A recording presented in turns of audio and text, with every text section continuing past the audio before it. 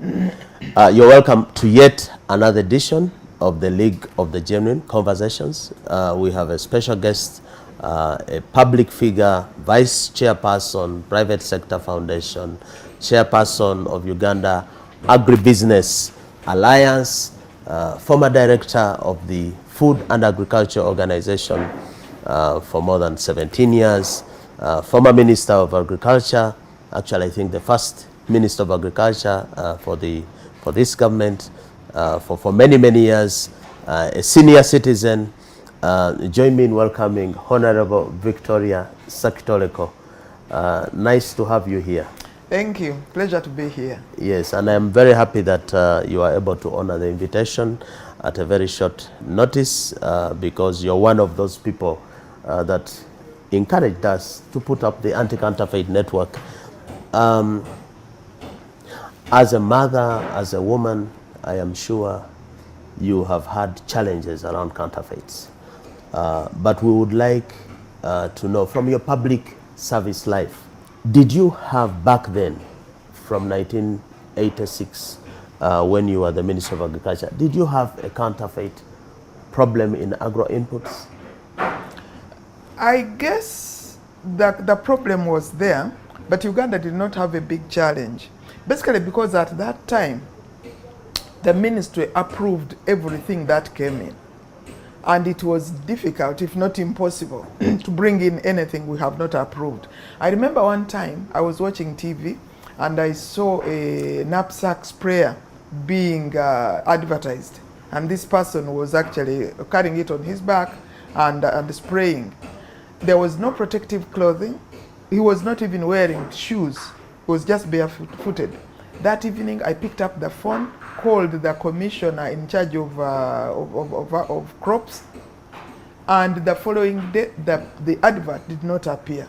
These days I doubt any minister has that power to do that. To just stop it, because if you, at that time we used to have only one television, UBC, so it was of UBC. But now I'm definitely sure if you complain to one of them, the advertiser would just move to the other. So at that time, everything like tractors were all approved by government, and we knew where they were coming from. We knew who the importers were. I remember one time I was seated in my house and I was told I had a visitor. This visitor had come to talk to me about importing tractors from a certain East European country. And I told them that we have discussed those tractors. They are 100 horsepower. In Uganda, the highest we should ever go is 75. Because of the fear of over-pulverization, which means making the soil so loose that you just lose it. So I told this lady that, because she was my friend and a friend of the supplier, aspiring supplier, I told her, he has talked to me directly and I have said no. And whatever happens, I'm not going to say yes. So she left, and when she went and told him, he said, if she has said no to you, I don't think she's going to say yes to anybody. So I give up. But then the giving up was temporary. After that, he went to Ministry of Internal Affairs, and somehow they connived and imported the tractors and prisons. But those tractors rotted at Namaliri because nobody could use them. They were too strong. They were too strong. So, but anyway, during those days, that is how we dealt with this. So there was no shortcut, that is one. Two, everybody spoke the same language, especially the engineers. They were too respected to go fake. But these days, when I look at a situation where, you know, you ask, you were talking about, agricultural inputs, and I asked, but there must be somebody who knows what is going on. Then somebody tells me, but they are all in it together.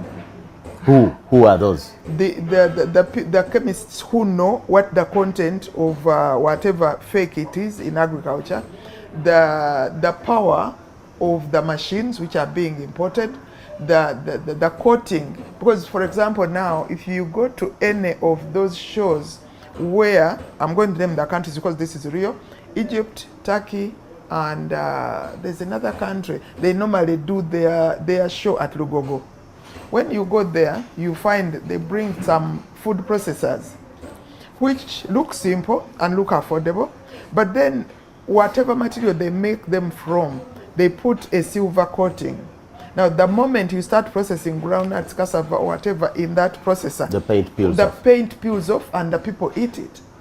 So the question I've always asked is, really, doesn't anybody see what I see?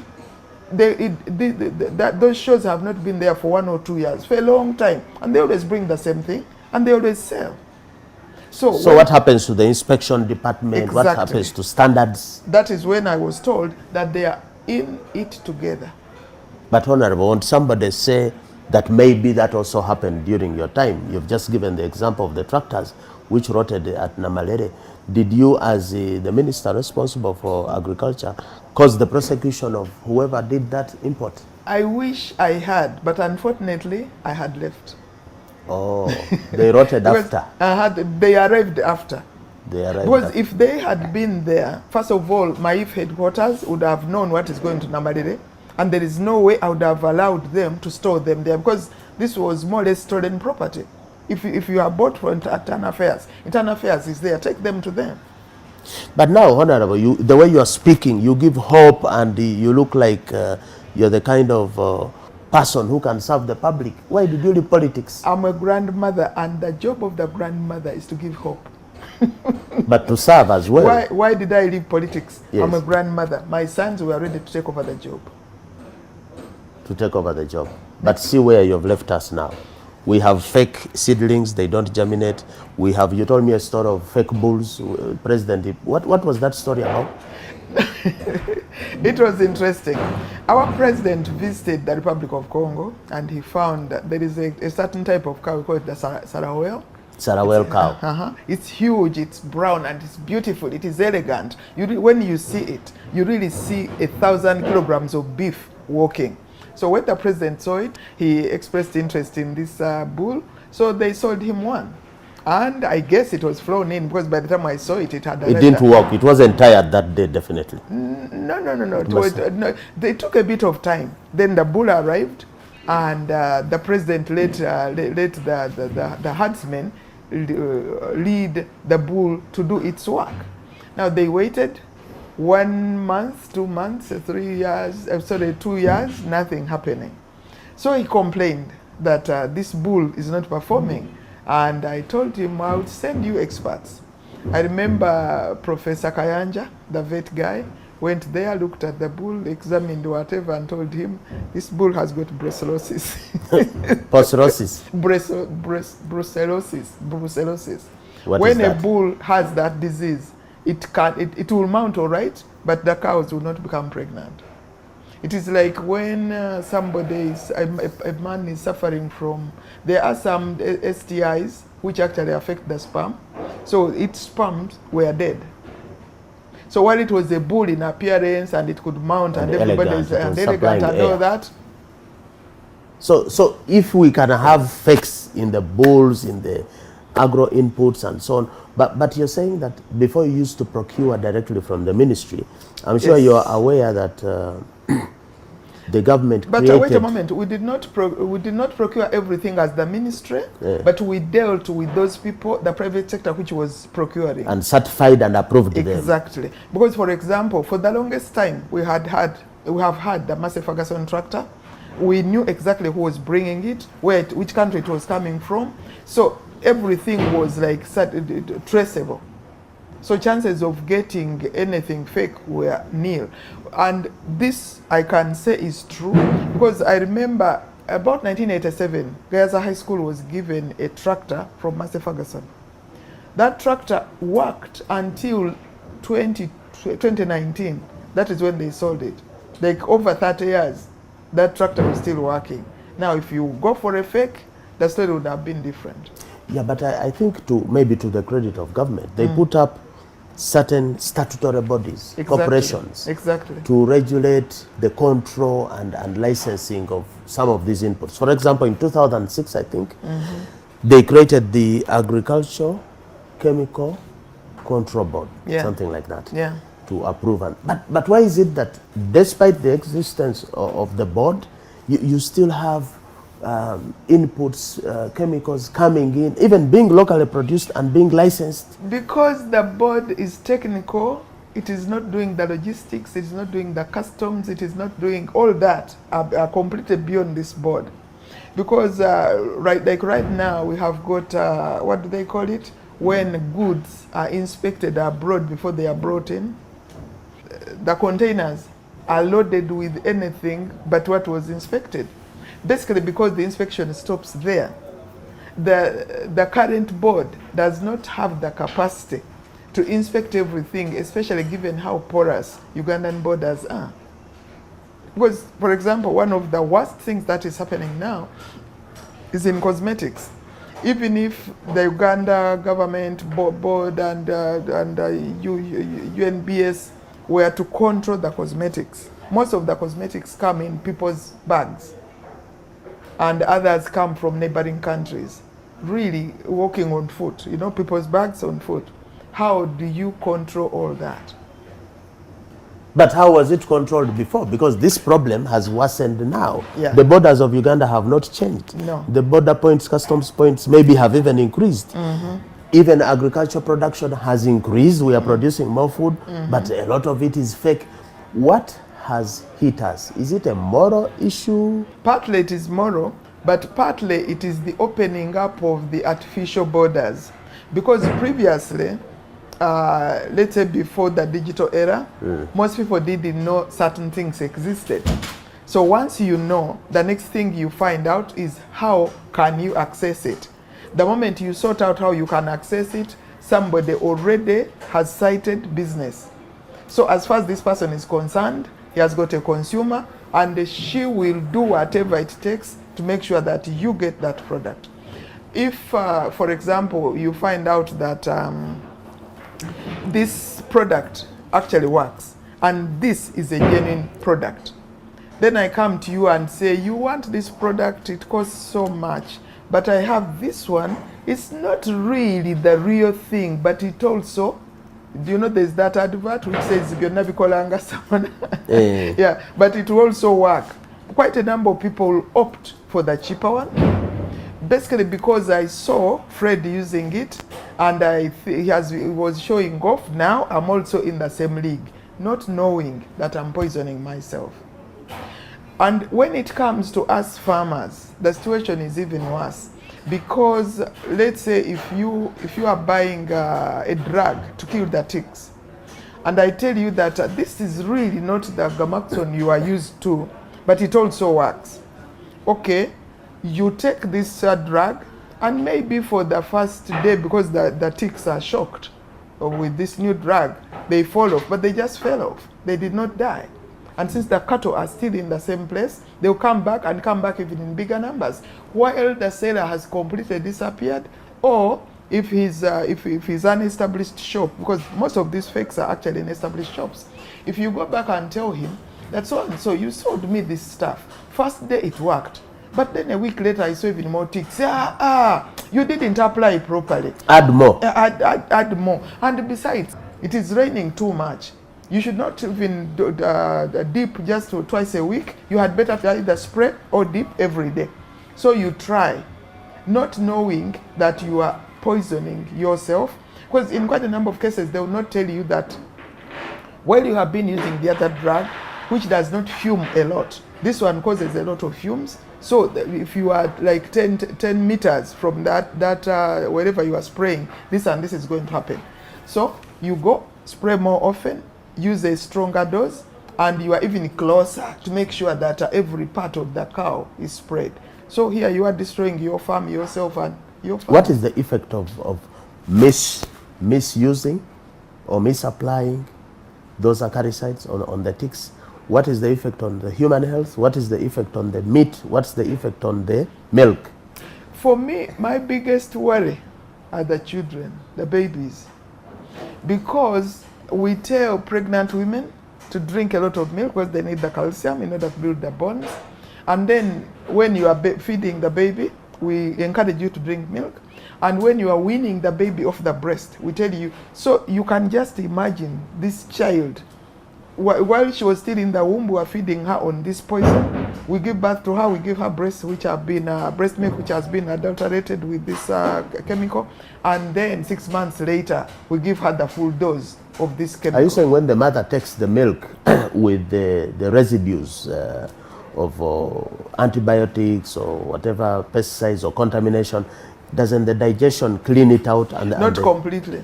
So Not some of it stays. Exactly. But it is worse, as I said, after 6 months when you start giving the child the milk itself.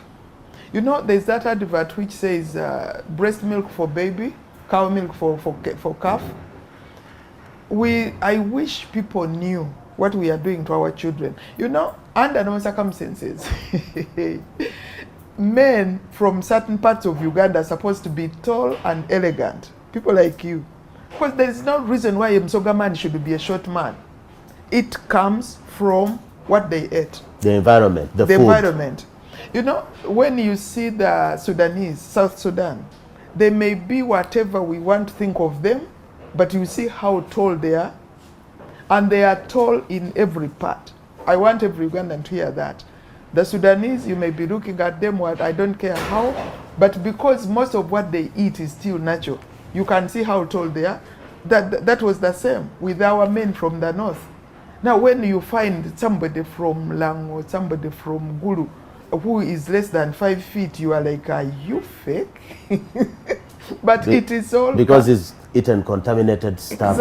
Exactly. And what is interesting is that quite a number of these short people are coming from middle-income homes. But are you trying to say that when you are short, you are defective? Some people genetically are like that. No. It depends what you call genetically. Because how come when a number of Ugandans relocate to the US, all of a sudden there is no short Ugandan? I don't know about that. Unless you relocate at They are your short age. Americans also. What happens to them? You've not seen them? But even those short Americans, do you know when they moved to America? They were born in America. Yeah, but let me tell you something. While there are people whose genetics are made to be short, how come when Fred Muwema's child, aged 10, moves to the US, all of a sudden he becomes a All giant? my children are taller than me now. There you are. Basically because of how you fed them. For me, my worry there is that this stunting, because currently Uganda has 25% stunting of babies. What Stunted, 25%. Oh yeah, of all children born in Uganda now are stunted. The stunting we see on the outside is the physical, short man, short woman. But the most worrying stunting is in the head. Because for a stunted child, when we say 25%, it's the brain which is stunted, and then the physical which is stunted. So what you are saying, that these fakes we have allowed Exactly. to come on the market, to come into our homes, are causing far-reaching and permanent Exactly, damage. Because once a child is damaged in the womb, really there's very little we can do. And to make matters worse, like I said, it is not only the ignorant. Recently, I hosted a family from a rural place, and they came with a 12-month-old baby who was still breastfeeding. Now, at breakfast, we served the roast maize, there was bread, there were other things. And this 1-year-old had never tasted bread, preferred maize, and breastfeeding. And he looked perfect.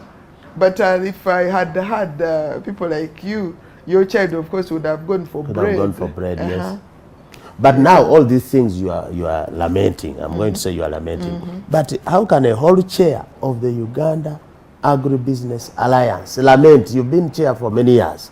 So meaning that you have been pretending over this chaos. Do you feel responsible for where we are? You should have guided us and avoided this chaos we have. All of us Ugandans are responsible because, you know, sometimes I sit and listen and watch and observe the way Ugandans behave, especially those who traveled abroad and came back. Those are the ones who will tell you when you go to a buffet, they will skip everything Ugandan and look for all those... The imported, packed. Which is really sad. You know, the other day, some imported foods were taken off the shelves of a number of supermarkets. But one of them was groundnut paste. And the question I was asking, given the delicacy, it is a very delicate food, groundnut paste, why would a Ugandan want it imported from elsewhere? So it was taken off the shelf because it was no longer pure. Why? Because apparently these people prepare the groundnut paste and they add kabaka and jagala. I think we call it candle nut. When you take that seed and pound it and mix it with groundnuts, you can't tell that it is there. But of course, the stomach will tell. And the kabaka and jagala is not, it's not nutritious, it's not food? No, certain things, the body is not equipped to chew them. So, when it was discovered and they said they were pulling it off the shelf, but quite a number of Ugandans didn't even know it was being pulled off the shelf. And it cannot be in those supermarkets unless we are buying it. And I keep asking the question, why do you want groundnut paste which has been made elsewhere when you can make it? You know, this is really interesting. Some of the best paste comes from both Gulu and Lira. And those women, in quite a number of cases, still grind this paste on the grinding stone. They unfortunately cannot mass produce, but that is fortunate for the consumer. So when I was in Gulu, for example, we practically line up as soon as that woman has finished pounding. To purchase. Yes, you purchase straight from the factory, and that way at least you are sure what you are taking. But those people from the north suffer from a lot of liver cancer because of that paste they take. Yeah, but it has aflatoxins, exactly, a lot of it, which comes from the way the groundnut was grown, harvested, and dried. Fortunately, now our research, NARO, has come up with a solution which actually starts from the garden. And now that if I'm going to go to that factory, I talk to those women. Those women are actually aware, and they are the ones who have actually started talking about it. So, in my view, these fakes, especially fakes in agriculture, agribusiness, are real and are a threat to our health and even our nation.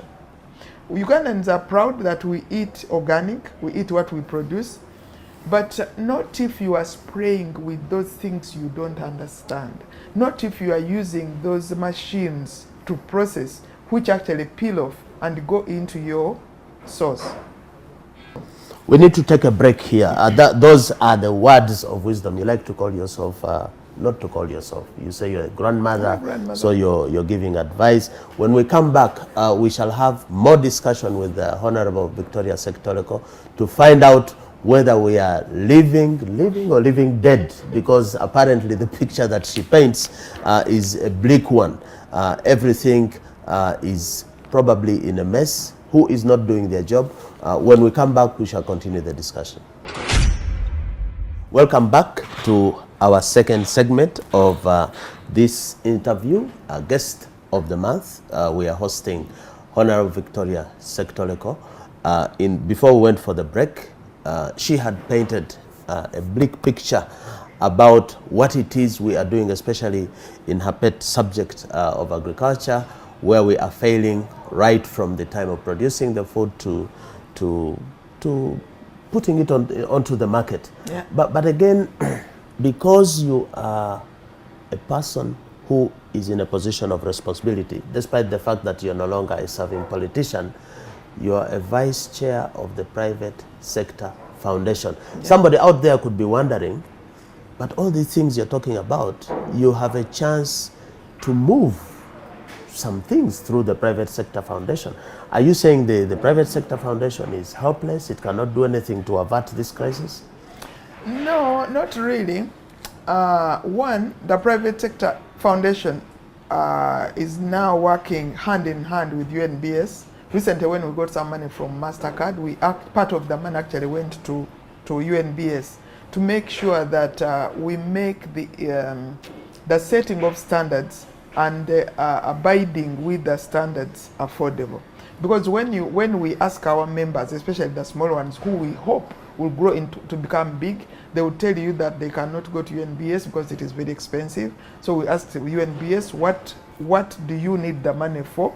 They told us, and I'm happy to inform you that recently they actually announced that they have actually cut most of the fees.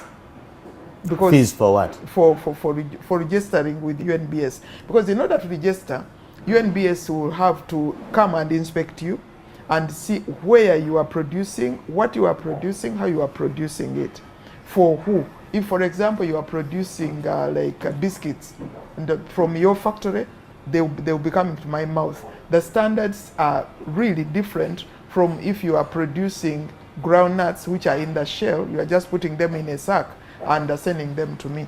So they need money to hire those inspectors, get the chemicals, do the logistics and all that, and make sure that whatever corner of Uganda that product is being produced, they can get it's certified. Yeah, they can get there and certify the premises and the product. One of the issues with UNBS is that they have a quality mark. Yeah. And this quality mark is embedded on the packaging. Yes. Of the container. Yeah. So the same quality mark will not guarantee the quality of the contents if the first contents which were certified are taken out and maybe somebody puts contaminated or fake contact in there, that this quality mark is not effective. And now you're saying that PSFU is supporting them to maintain this quality mark the way it is? Not really. That is a detail we as PSFU did not go into. But what we co-funded with them is making the certification process more affordable to the smaller entrepreneurs. As for the details of exactly how they are going to do it and where they are going to put the money, honestly, we did not. I do not have those details. That is one. Two, when I was Minister for Agriculture, 1986 to until about 1989, there was no UNBS in Uganda. It is actually this government which set up UNBS because they wanted them to do exactly that. For me, looking at UNBS, part of which I co-founded, UNBS is a growing organization.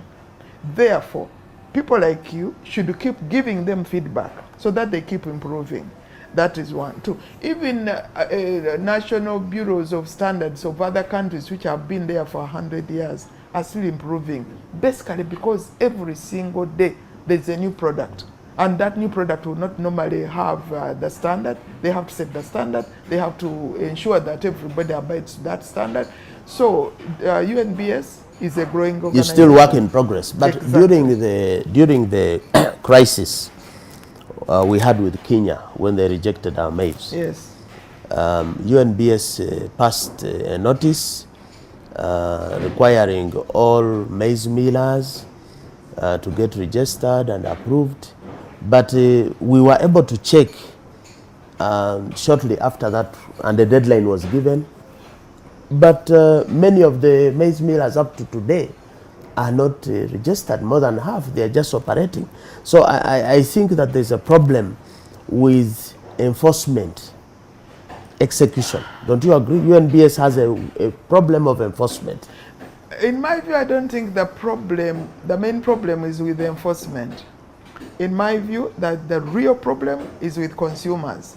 The other day, I was visiting one of the large schools in Uganda, and I asked the head teacher what type, if I could see their posho, which they give the children. And she proudly brought out the #1 posho. You know, it was really bright white. So I looked at it and told her, but really, this is just starch. She said, but that's #1. That is what the children, because the children are children, you should know better. So I told her this. What was wrong with that portion? Many people viewing, they think the super refined, the white, that powder. Many people think it is the best maize. No. Tell us. What happens at these maize millers, you take your maize there. Quite often they will inspect it using their eyes to see if it is white. Then the first thing they do is they remove the first cover. In fact, in some cases they do it twice to make sure they have removed the bran. The bran is that yellow thing which you normally see when you are eating maize. So they remove the bran. That is where the protein, the oil, the whatever. The nutrients are removed. Are removed.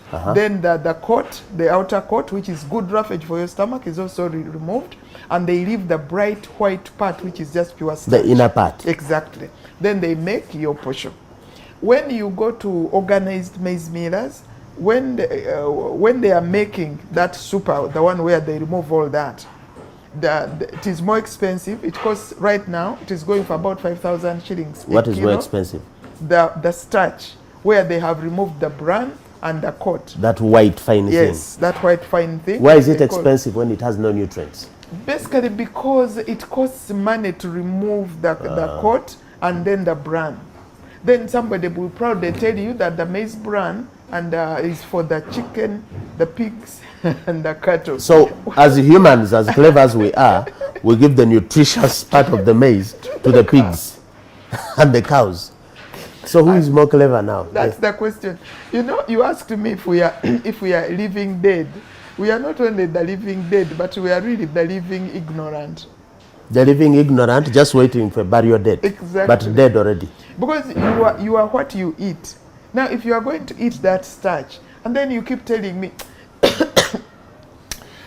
I don't eat a lot. I don't know. I don't know why I'm putting on weight. I mean, you are taking starch. Even if you take like 50 grams, that is just pure starch. Which is converted into fat. Immediately. So, are you saying, Honorable Sekitoleko, that it is wrong, it is criminal for schools to be serving our school children with this pure white maize?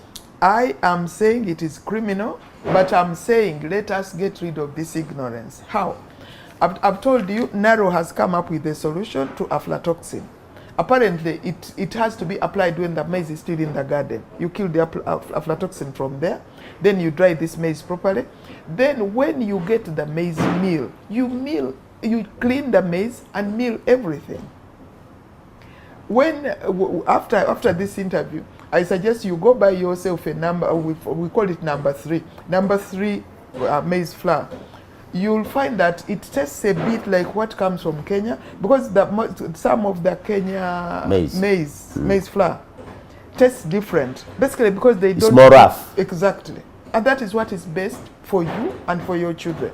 Do you know that the children, this is interesting, the children who go to poorer schools, eat better, which cannot afford the grade super, 1, the number 1, they eat number 3. When they come back, honestly, go visit those poor people whose children are in boarding schools. They will have the most beautiful skin because they had their bran in their food. So we, the elites in the cities who go to the big malls, exactly. You are saying that we are ignorant. Yes. And so this so-called number 1, maybe it should be changed to number 0, because it has 0 value, 0 nutrition. Yeah, but before it is changed, the public should be told what they are eating. Because at the end of the day, you know, when I hear people saying we need more money for health, the question I ask is, what do you mean health? Are you talking about putting more money in the hospitals or putting it in your health? In what you're eating. In what you are eating. Because we were told a long time ago by the Ministry of Health then that if we can have good nutrition and water, 75% of the diseases will not find us anywhere. In fact, if you wish to know, currently there are very few people suffering from the common cold, basically because of the hand washing and basically because of the water. So if we are to reduce on the budget of Ministry of Health, the thing to do is prevail upon every Ugandan to invest in themselves first by eating right. But invest with the appropriate knowledge. Exactly. And you are giving knowledge now. Exactly. So for us as the League of the Genuine, picking a cue from what you're saying, we are going to demand an audit. Yeah. An audit of the food before schools are open. They say they open next year. Yeah. One of the conditions for opening schools is we must have an audit. Who are your suppliers? What food are they supplying? Because if you're saying that we are busy affecting our health, affecting our life, affecting the life of our children by what we are giving them, then what is the point of looking on? Because I will tell you that in law, you can be considered to aid and abet the commission of an offense if you look by. And you know, and you do nothing. So in order for us not to be charged with aiding and abetting, we need to do something. So we shall, after this, get information from you.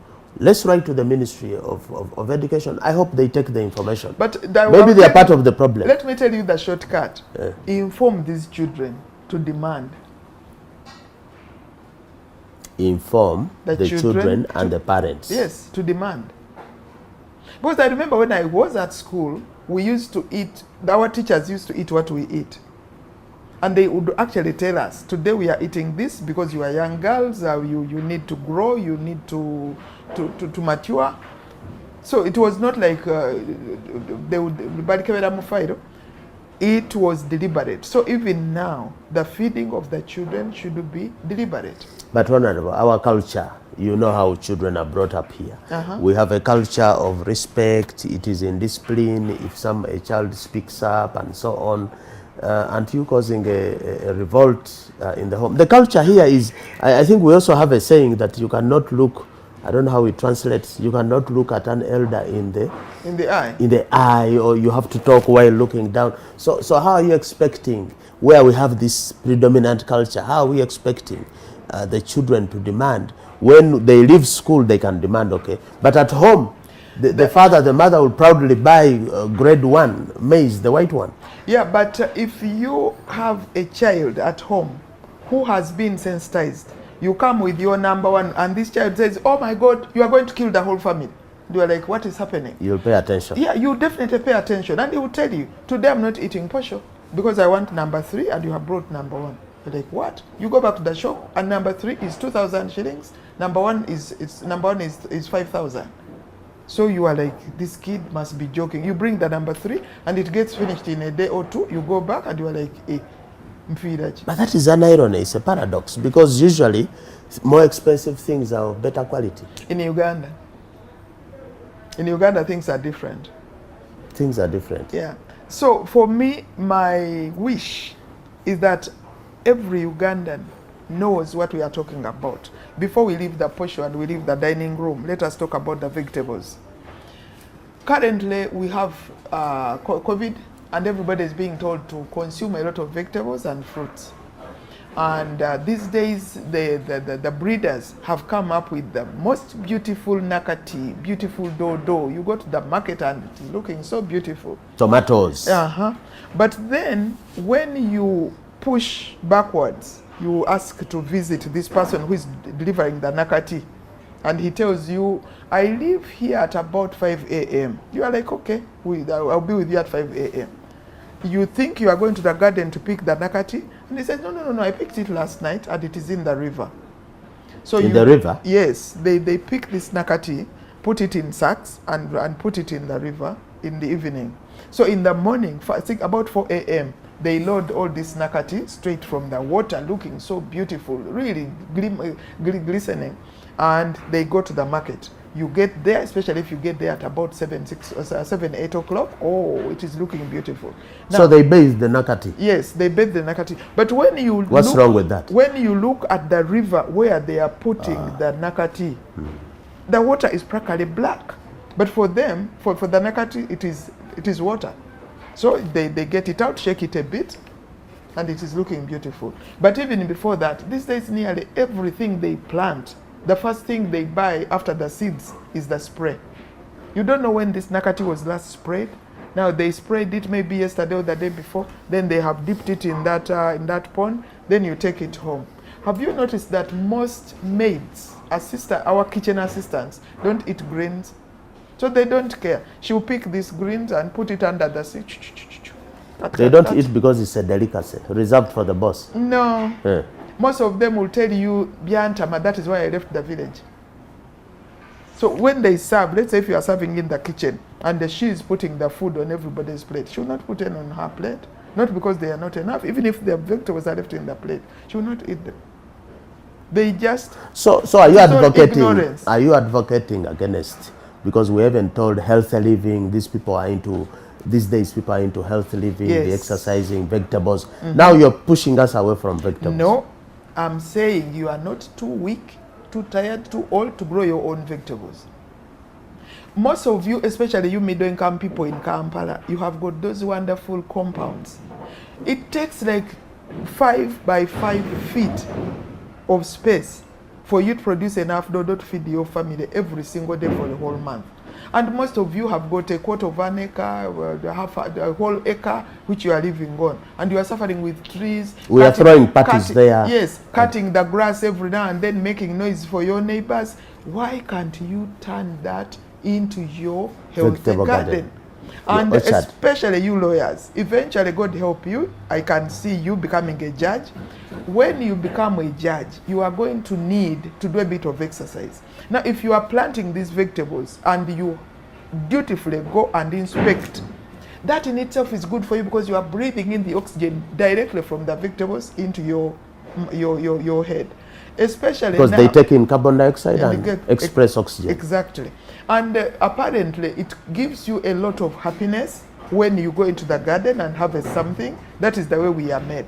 So why am I talking about lawyers? You sit for a long time, but you need a reason to get out of your house. Now, if the reason But we talk too much, so maybe we balance out. But not even the talking. After the talking, you need to eat certain vitamins in order to invigorate your system, straight from the head to the mouth, the throat, and everything. So it is good if you can have your garden where you walk, you bend, because that's where you are not, you are exercising, but you are not like sweating. So my suggestion to everybody, look at what you are eating, know why you are eating it, and if you don't know where it is coming from, you are not sure, because like people buy, I'm sorry for people who are doing this business, but I'm going to say it, people buy apples from along the road.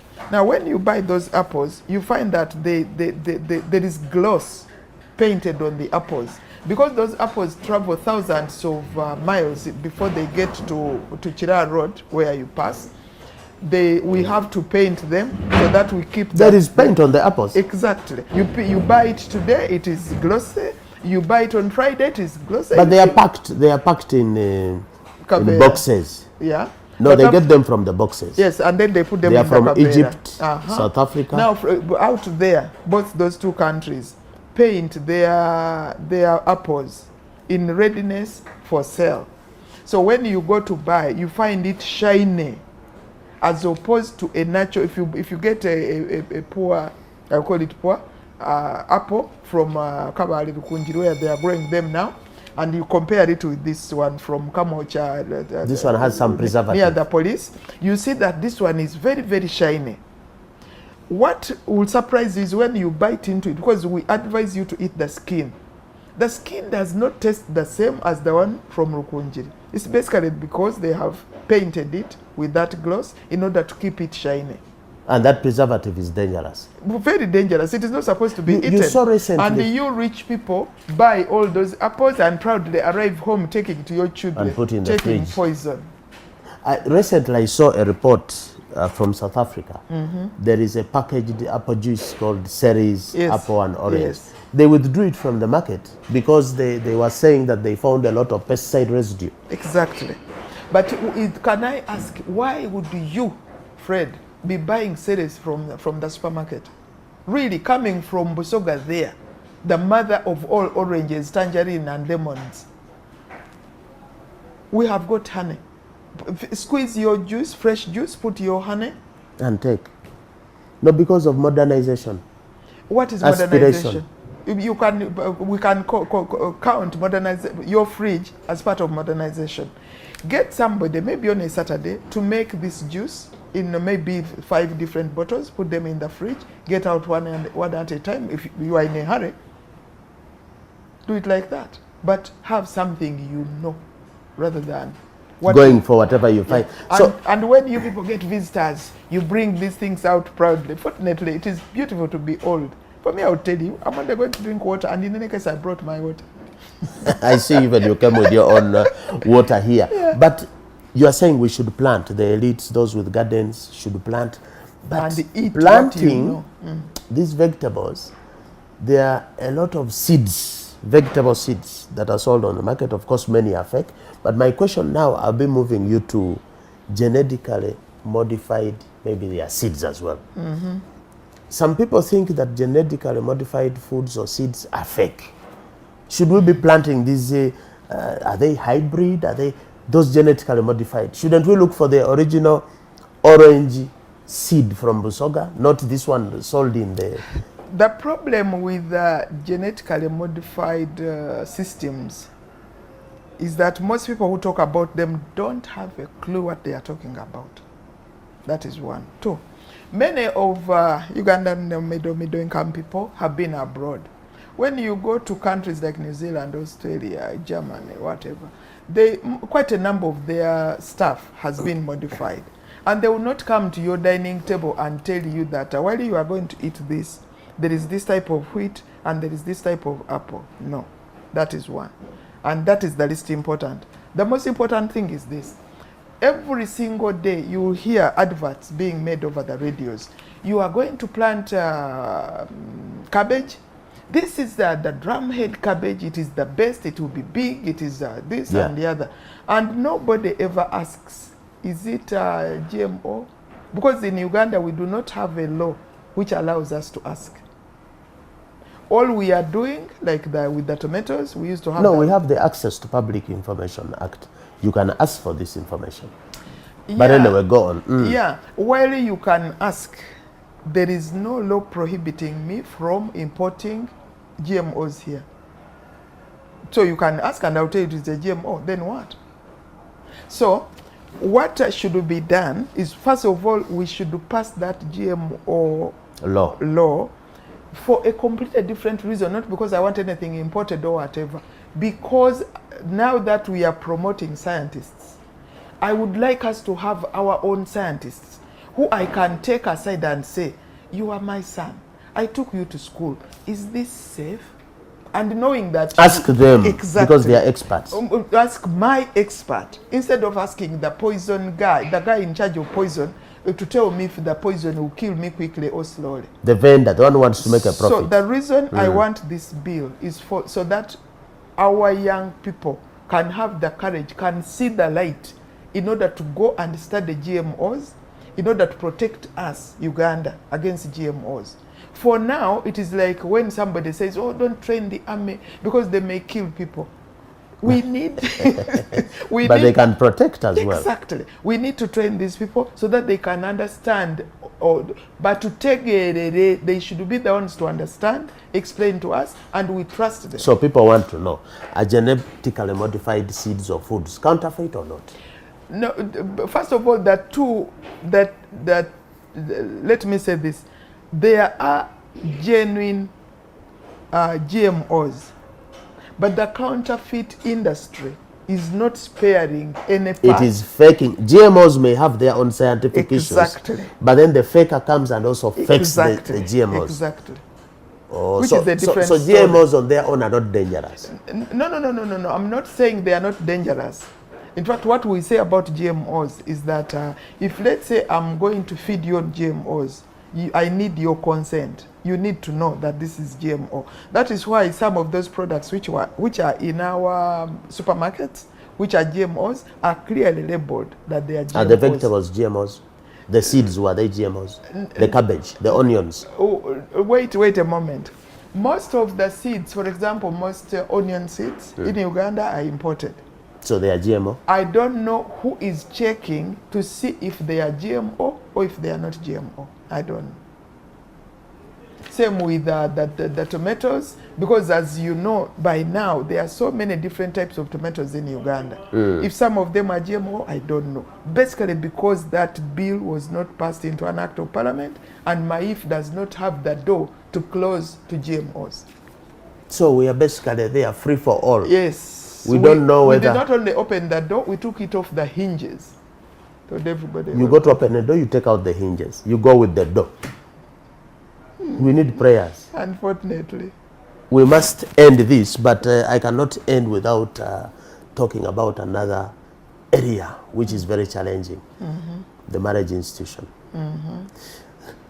President Silulu of Tanzania, I don't know whether it's true she said it, but is reported to have told Tanzanian men to report to the police any lady, girl who asks them for money when they are not their wife. Yeah. As fun as it is, or queer as it is, it raises an important question about money in the marriage institution.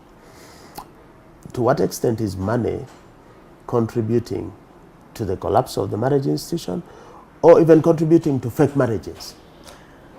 I saw the comment attributed to Her Excellency, the President of the Republic of Tanzania. And being me, the first question I asked is, what if the one asking for the money is a man? Because here she is saying, you married men, if this is not your wife. She should have said, and you women, if this man is not your husband. Why? Because there are a lot of young men nowadays who are looking for women with money. Therefore, if it is a law, it should cut both ways. That is one. Now, maybe it's work in progress. She will make another announcement for the men. Was she too but tired? For now, it's for women. Was she too tired to add the men? Anyway, about fake marriages. In a few cases, one may say there are fake marriages. But in my view, I wouldn't attribute all the fakes in people's behavior towards money. Some people just want the honors that come with being married. Others genuinely are tired being alone. This woman may be getting married because she wants company. Unfortunately, this man also happens to have money, but in order to make money, he's away most of the time. So as far as the woman is concerned, this is a fake marriage. What she wanted was company, not a lot of money. Compassion. Compassion, but this man is not there. So for me, looking at the marriage institution, which everybody agrees is the most complicated institution, I wouldn't say the marriages are collapsing because of money. Because what I find whenever I'm driving through the villages, especially if you are driving around lunchtime and these rural Ugandans are eating their lunch outside, you see a lot of happiness in the faces of these people, and there's not a lot of money there. So I don't know whether these people are staying because there is no money, but even when you go out in Kampala and you go to this restaurant and people are being served, you see a lot of happiness. Is it because... But that's artificial, some people would say. Yeah. When they go back to their house, actually during COVID, a lot of domestic violence. Because people left the streets where they were happy and enjoying a meal with their friends. As soon as they entered the house, some even killed each other. So that could be a facade. Yeah, but those facades are everywhere, not only in marriage institution, even in partnerships, business partnerships. You can have fake partners. Let's say I know you are the son of the former chief of Bugweri and you are going to inherit this and I become your partner targeting that. So really, it is not only the marriage institution. Yeah. But your word on this, is it the woman causing problems in the marriage or it's the man?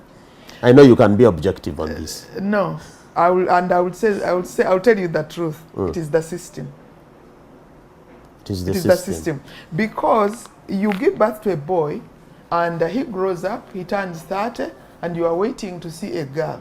But amongst all the things you have discussed, you have never discussed the girl. Now and then you angrily say, when are you getting out of the house anyway? When are you getting a partner? And the poor boy has no idea whatsoever. Some time back, I was talking to some men, really respectable men, I will not say their names, and I told them that while you are complaining that we, the women, are spending a lot of time getting our girls ready to get married, we are not preparing the men. But that's true. They are going to get married too.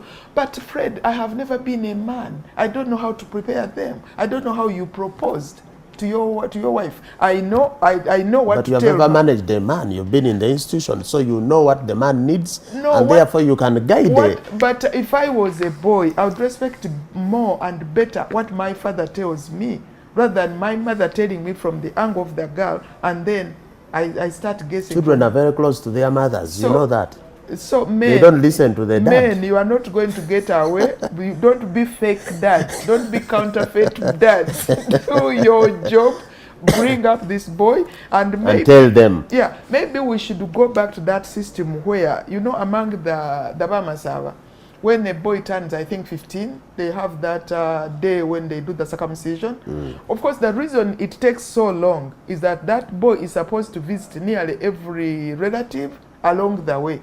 Because this, for a reason I don't understand, the circumcision is not like you wake up today and they do it tomorrow. No. They spend time, they visit, they talk, they listen, and these uncles turn up with this knife and they tell them, you are now a man, you do this and the other. But in Uganda, the uncle, when does that function take place? So if you as a father end up being a fake father, you are giving us a fake son.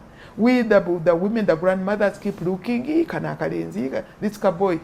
Nothing so happening. You end up with because fake marriages, exactly, and real divorces and breakups. You had a fake husband. Because the breakups are real. They're not fake. Yeah, because of the fakeness in the whole system. That is why I'm saying don't blame the boy, don't blame the woman, blame the system. You need to blame technology. Here, this period, we've been talking about technology and counterfeits. What is and we know technology has helped to improve human life, but it has also caused some misery. So as we sign off, can you tell us your best technology and your worst technology ever made? In my view, what I would call worse is in the kitchen. Basically because you are what you eat. A lot of technology has gone in the kitchen because we no longer want to do manual things, but the way most of this equipment is used is leaving us eating like rubbish, just going through. Because you find, like I told you earlier, somebody is preparing groundnut paste. Because when we were young, we used to use our mortar and pestle. Yes. And the groundnuts would be broken, but would not be made into fine flour. You know, that over-processing in itself is a problem. Is a problem. So for me, that technology in then before the grinder, that machine that grinds the. But even the pans, even the pans we use. Do you know that some time back, the craze was buying those blackened saucepans in the kitchen? But if you buy those saucepans and use them for about a year or two, they start losing that black. Where does it go? Into the food, into your system. Exactly. So for me, that is really terrible. The best that has happened to me is communication. Because now that, for example, we have this COVID, and the world has become one village. I've got family in Australia, United States, Scotland, Canada, and so on and so forth. How would I be managing waiting for a letter for a month? That is one. To come through the post. To come through the post. But here you talk video instant. Exactly. I wake up, I'm thinking about you, and I'm like, call me as soon as you wake up. And they call, and we talk, and I'm at peace. So for me, that is one. Two, even for governments, it is much easier now if you can use technology properly. It is much easier now to manage this country. Because, for example, we say there was a time when it was illegal to move cattle at night. But who is going to spend sleepless nights manning the roads? But now with technology, we know the roads which transport our cattle. Corridor. You can just put those, we have now put those cameras, we have got those cameras. Just keep watching. Those who are cattle moving. This is the Antonde. They are not supposed to be moving at this time. Where are they going? So technology there is a lot of technology which has come up, but for me, communication is key. So you want to ask the government to open up Facebook? First of all, they talk of fake news. Wait. Fortunately, Facebook is no longer there. It is now Meta. Yeah, I just want the government to be part of technology. Let to us open it up. Open up communication, because we all need it. But most importantly, the young people who are trying to fit in this era, which is a digital era, should be allowed. Yeah, should be allowed. What about those abusing? Because that's the argument. They abuse, they insult. First of all, that's fakeness also. First of all, words never killed anybody. That is one. Two, I remember some time back, it could be like 20 years ago, the current president of the Republic of Uganda told us that he himself subjected himself to us So we can abuse, we can do whatever. He even went as far as saying that while he has got two hands, this word, the right hand he has given to Uganda, it is for shaking hands, but the left hand is for him. So, so let me specifically say this, Mr. President, sir. Even if you close this channel, you just end up popularizing another. Now you close Facebook, it has become Meta. Are you going to revise this memo which closed Facebook in order to close Meta? And Meta is no longer Facebook. So my suggestion would be for us to have another look at what we have, see how best we can localize it, domesticate it, how we can regulate it. And even these young people who are busy using bad language, you normally reap what you sow. We gave birth to them, we nurtured them. They see us using bad language, they anyway, also apply it. Everywhere. Exactly. That we must end there. This has been wonderful. Thank you so much, Honorable, for the conversation, for the nuggets of wisdom that you have shared with us. I have been interviewing Honorable Victoria Sekitoleko, former Minister of Agriculture, former Director, Food and Agriculture Organization, Vice Chairman, Private Sector Foundation, Chairperson, Uganda Agribusiness Alliance, and many, many other titles. The most important being grandmother and advisor. Officially, you are the advisor for the League of the Genuine. We appreciate so much your having made the time. And we also appreciate your company and those who have followed us and still follow us. Please do so, because this is the only show on the planet that talks about the important but ignored subject of counterfeits and fake products. Remember to like and share. Remember to put the notification button. Remember to be with us every Friday, because we always will bring you more and more episodes on this subject. So until then, good evening, good afternoon, good morning from wherever you're watching in the world.